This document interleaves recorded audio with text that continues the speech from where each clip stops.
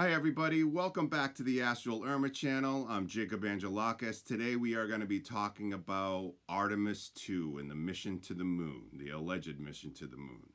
Okay, the Artemis II mission is nothing but a show for the masses, and they are swallowing it hook, line, and sinker. NASA uses CGI and green screen technology to fool the masses because they take everything at face value and they don't look deeper. And the cabal launching it on April's Fool's Day is a clear sign that even they're saying that it's fake. See, they have a rule that they have to show you the truth in plain sight. And if you're paying attention, you'll notice the cabal doesn't mess around with dates. They do very specific things on very specific dates. Take 9/11, for example. That's not a coincidence. 9/11. For those who don't know this yet, the Earth is under strict control by the Galactic Federation. They have ships all around Earth sitting there 24/7 that specifically look for any other ships trying to leave Earth. See, there is a law in space that we must be contained to this planet. Unauthorized space travel is either intercepted or blocked. In addition to that, there are the Van Allen radiation belts that are not naturally survivable. Having a rocket go through the Van Allen belts would be like putting a can of soda in the microwave on high for 3 days. Nothing inside of it is going to survive. No electronics, no people, nothing.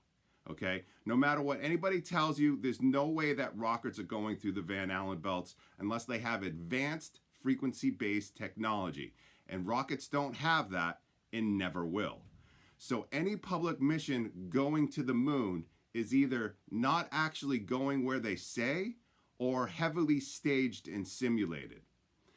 Now, I'm not saying that the rocket is fake or that the launch is fake or that the people are fake. All those things are really happening. They're just not going where we're being told that they're going. All we see coming from space agencies is green screen, CGI, or partial truth. See, real space activity exists, but it's classified in secret space programs and the black projects. Okay? So Artemis II is seen as a show for the public and an attention trap for the NPCs and the unawakened starseeds, but it's not the real operation. Real space travel exists, but it's not for the public to know the truth about it. The SSP uses advanced craft that have frequency-based navigation, not rockets. That's how they can travel through the Van Allen bands. Chemical rockets like NASA uses are considered primitive and symbolic. The SSP has technology thousands of years ahead of rocket technology. So if real spacefaring tech is far beyond rockets, then Artemis II is not real exploration.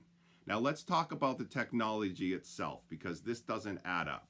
We are led to believe that, we haven't moved past rocket technology in the past 60 years. Are you kidding me? We're being shown massive rockets and explosions, fuel burning just to push something into space. When you really think about it, it's incredibly inefficient. It's brute force. It's like trying to cross an ocean by strapping fireworks to a boat. So the question becomes, is this really the best that we can do? Or is this just what we're being shown? Okay? More advanced methods of travel exist. Okay, methods that don't rely on burning tons of fuel and blasting off the surface. We see the technology in our skies every day. It's the UAPs and the UFOs. They are our SSP and Black Project technology that I'm talking about. Compared to the SSP technology, what we're seeing with something like Artemis II looks less like cutting edge technology and more like a demonstration. It's all a performance. There are operations happening beyond Earth that we're not being told about. This is what they're trying to cover up, okay? There are missions, technologies, and interactions that exist outside of the public narrative. And what we're seeing is just the surface version, the version that's meant to be seen. Because the people running these systems, the one behind the scenes, they don't do things randomly. Timing matters very much to the cabal, as does symbolism. So when you see something like Artemis II being launched on April's Fool's Day, you have to look at that differently, because that's not just a random date. That's a date built entirely around deception, around tricking people. It's about presenting something false and seeing who believes it. Okay? So what does it mean when a major historic mission lines up with that? You have to at least consider the possibility that it's intentional. The cabal controls all big events, especially for NASA. And it's not just about the mission, it's about the message. Because it's almost like it's being said right out in the open. This is a show, and we're telling you it's a show, and you're still gonna believe it. Okay? Missions like Artemis serve to reinforce the idea that space is just beginning for humanity, and to make you think that governments are in control of exploration. And it distracts from existing off-world activity, extraterrestrial presence, and advanced hidden tech. So Artemis II is used for perception management.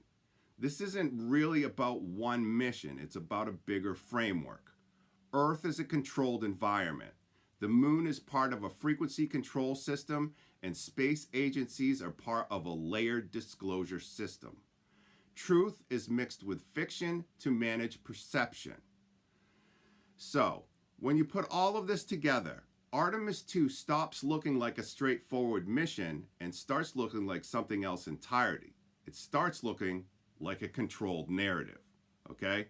A way of reinforcing a very specific version of reality. A version where space is still out of reach, where humanity is still just beginning, where progress is slow. Because as long as people believe that, they won't ask the deeper questions. They won't ask what's really out there. They won't ask what's actually possible. And they won't ask who's really in control. And this is where the idea of perception comes in. Because reality, for most people, is what they're shown. It's what they're told, what they can verify through the systems that already exist. But if those systems are controlled, if the information is filtered, then reality people experience is already shaped before they even start questioning it. So something like Artemis II fits perfectly into that. It doesn't challenge anything, it reinforces everything, and it keeps the story going. And again, this doesn't mean nothing is happening. There are launches, there are rockets, there are real components. But the story around it, the destination, the meaning, that's where things get distorted. It's a mix. Just enough truth to make it believable. Just enough illusion to keep the bigger picture hidden. So when you look at Artemis II through this lens, it's not really about going to the moon. It's about maintaining the idea of what the moon is. Okay? It's about maintaining the idea of where humanity stands. And it's about maintaining the boundaries of what people believe is possible. And the April Fool's connection just pushes that even further, because it turns this whole thing into something almost ironic. Like the truth is sitting right there, hidden in plain sight. So the real question isn't whether a rocket launches. The real question is what you think you're watching when it does. Because there's the event itself, and then there's this story being told about it. Okay? And those two things are not the same. Once you start seeing that difference, everything changes, because now you're not just watching events, you're watching narratives. And you start asking a different question. Not, is this happening, but is this what it looks like? And that's where things start to open up. Because once you realize what you're being shown might not be the full picture, you start looking beyond it. You start questioning more, and you start noticing patterns. And from that perspective, Artemis II isn't just a mission. It's a very clear message to the masses that whatever they're shown, you'll believe. And whether people see it or not, that's the part that actually matters. Thank you for watching. I'll see you in the next video.